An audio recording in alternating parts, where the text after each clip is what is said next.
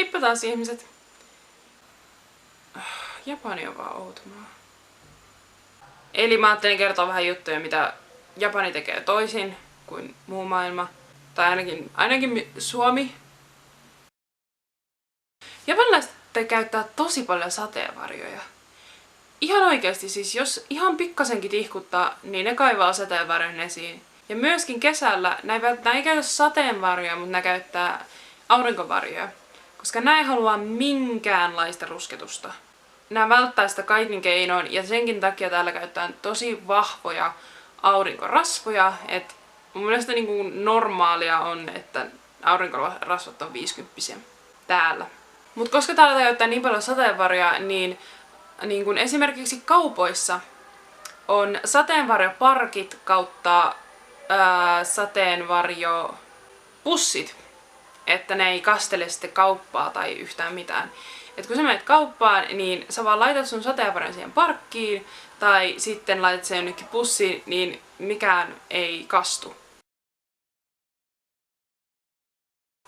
Ja se on tosi kätevää, mutta toisaalta se ei välttämättä toimisi niin kuin Suomessa tai missään muualla, koska ihmiset ei käytä niin paljon sateenvarjoja missään muualla kuin täällä. Ja lisäksi musta tuntuu, että jossain muualla niitä voisi alkaa varastella ihmiset paljon helpommin kuin täällä. Sitten pikkumuovit. Japani käyttää tosi paljon muovia ja se on todella... Oikeesti jos ostat jonkun keksipaketin tai jotain tällaista, niin sä avaat sen, niin siellä tulee olemaan joka ikinen keksi niin kuin omassa paketissa.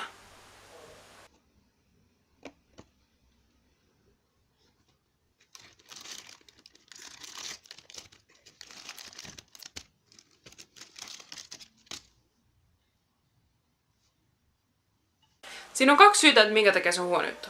Ensimmäinen on se, että muovi ei ole hyväksi ympäristölle ja sun ei kannata käyttää muovia. Ja toinen juttu on se, että sinne ei mahu yhtä paljon ruokaa, koska siellä on niin paljon muovia, niin sitten... Ja se on ihan turhaa, sä et tarvi niin paljon muovia. Ja lisäksi kaupassa, jos sä meet, niin ne antaa aina sulle niin kuin pienen muovipussin. Jos sä ostat jotain lihatuotteita, niin lihatuotteilla on oma pakettinsa. Mutta ne laittaa ne paketit vielä omaan muovipussiin. Siis se on ihan hirveästi muovipusseja. Ja siis aina kun sä menet kauppaan, sä saat uuden muovipussin. Ja ne ei edes silleen kysy, että tarvitse muovipussia. Siis ihan oikeesti, jos sä ostat vain niin yhden pienen asian, ne luultavasti antaa sulle muovipussin. Ne myös käyttää todella paljon paperia koulussa. Siis vaikka sulla olisi niin kuin oppikirja, niin ne silti saattaa ottaa kopion siitä oppikirjasta ja antaa sulle. Siis sulla on se oppikirja, minkä takia sä tarvit erillisen kopion? Ja siis siellä on muutenkin niin kuin hirveästi monisteita. Ja jos esimerkiksi joku pitää jonkun puheen kautta esitelmän, niin ne antaa sulle siitä esitelmästä kopion. Mikä ei ole mitenkään järkevää, koska ensinnäkin en mä tuu lukemaan sitä, koska mä tuun kuulemaan sen esitelmän. Ja vaan että mitä helvettiä. Siis Japani käyttää tosi paljon niinku muovia ja paperia. Mutta toisaalta ne myös kierrättää niitä tosi hyvin, mutta silti. Japanissa ei myöskään hirveästi näy niinku tatuointeja kellään. Koska ne on mun mielestä, niinku, ne yhdistetään niinku Yakusaan, mikä on niinku japanilainen ennen oli semmoinen rikollisorganisaatio. Ja ne sitten tunnisti siitä, että niillä oli paljon tatuointeja. Niin Japanissa ei vieläkään niin näy paljon tatuointeja. Ja jos sulla on tatuointi, niin se myös saattaa vaikuttaa sun, että saatko sä työtä. Ja esimerkiksi niin vaihtareet, niin jos niillä on tatuointi, niin ne ei välttämättä pääse Japaniin. Ellei se ole sit jossain niin kuin, vähän niin kuin piilossa. Että vaikka niin kuin, et se pitää olla sellaisessa paikassa, että se pystyy piilottamaan. Niin joskus se saattaa vaikuttaa. Ei aina, joskus saattaa vaikuttaa. Japanissa myös ei näy partoja tai viiksiä hirveästi, koska niiden mielestä ilmeisesti ne on niin kuin vähän epähygienisiä tai jotain, niin täällä on niin kuin kaikki on käytännössä siloposkia. Ja siis se myös saattaa vaikuttaa sun työn niin kuin saantiin, että jos sulla on niin partaa tai viiksiä, niin sit sä et välttämättä saa työtä, mikä on todella outoa. Tai jos niillä on, niin sit se on todella hyvin pidetty, että ne kyllä pitää itsestään huolta, jos niillä on parta tai viiksi, mutta yleensä ei. Japanin autot on aika rumia mun mielestä. Siis ne on ensinnäkin niissä on vaan yleensä muutamia värejä. Yleensä on mustaa tai valkoista tai hopeata. Mut siis totta kai löytyy muitakin, mutta yleensä ne on noita värejä. Ja sitten lisäksi ne on todella laatikkomaisia. Ne on todella isoja ja laatikkomaisia ja mä en vaan tykkää niistä.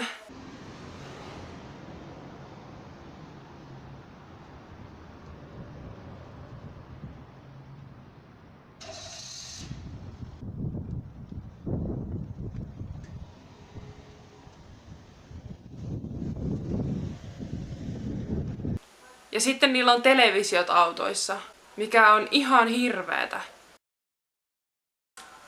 Vending machines. Mä en oo ihan varma mikä tää on suomeksi, joten mä kutsun niitä ruoka-automaateiksi. Niin niitä löytyy ihan hirveän monta erilaista.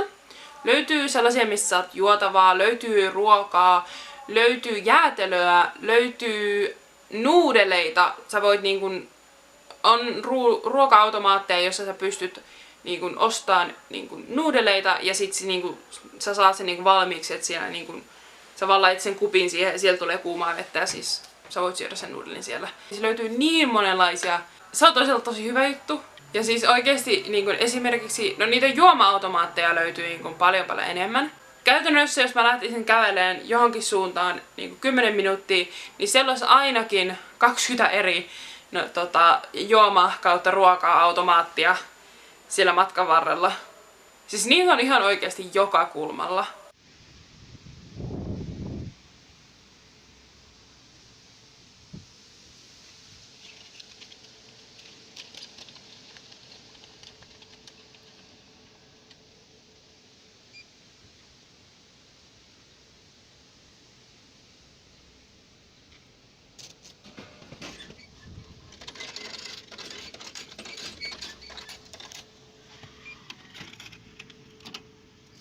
Mikä ei sinänsä ole välttämättä niin huono juttu, koska jos sulle tulee jano, niin sitten siinä ainakin on mahdollisuus saada juotavaa. Sitten. Tämä kaikista raivostattavin asia Japanissa varmaan ikinä. Roskiksia ei löydy yhtään mistään. Ja se on varsinkin silloin todella ärsyttävää, koska täällä tosiaan tulee hirveästi roskaa.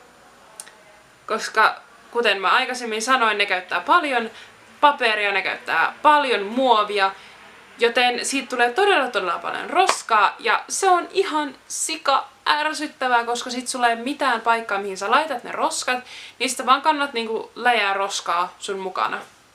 Mut se outo juttu on se, että täällä on silti todella siistiä. Ja asiaa ei tosiaan helpota se, että kaikki koot on pieniä.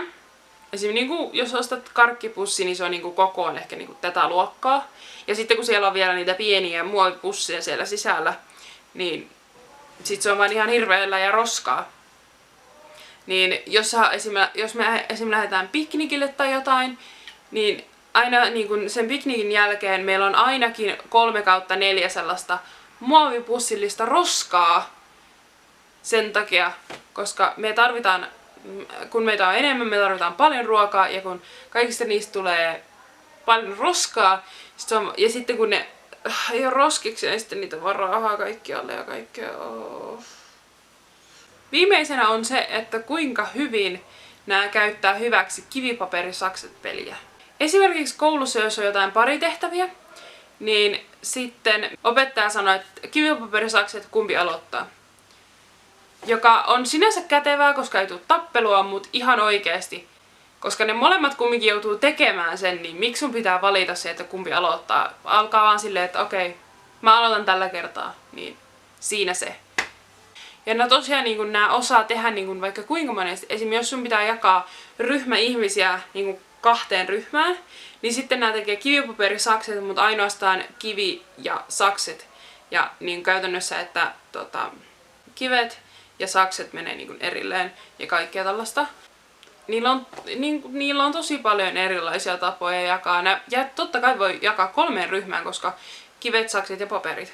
Ja siis se on tosi kiehtovaa nähdä, että kuinka hyvin nämä käyttää yhtä peliä niin hyvin hyväksi. Mutta pääasia on se, että ymmärrätte sen, että nämä tykkää kivipaperisakset pelistä. Ja niiden mielestä, että se on paras peli ikinä keksitty, koska se on vaan niin käytännöllinen. Kuten huomaatte, Japani on vähän erilainen maa, mutta vaikka toisaalta nämä jotkut asiat raivostuttaa mua tosi paljon, mutta se silti tekee tästä maasta hyvin omanlaatuisen ja uniikin, joten tällä kertaa oli nyt sitten tämmönen video.